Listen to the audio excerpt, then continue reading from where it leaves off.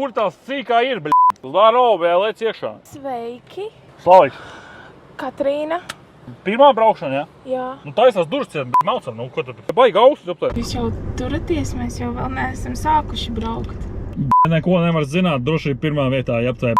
Tā ir lietas draivā pisam, tev nav viss dziena. Tu jau cik stundiņu tu paņēmi, tad pisam, tu pastāvēšanu, nu, es jau varu arī stāvēt, man pahoja, man tāpat maksā, bļ. Man ir pusotra stunda. Pusotru stundu zaibis, liekam draivā braucam. Tā man vajadzētu noregulēt spoguļus laikam. What the Vai fuck? kā to izdarīt? Brēš tajā mašīnā pats pirmo reizi esmu huiznāja, tad tā jau tika nērta, man cels salst.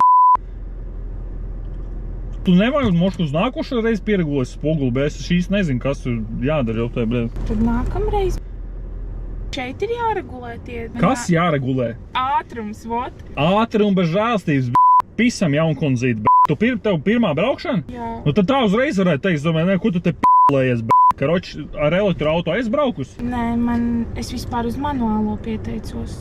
Uz manuālo? Jā. Nu, nebija brīvs, ielikām uz automātu, nepisies. Labi, pisam, bet tā lēnītēm, ja?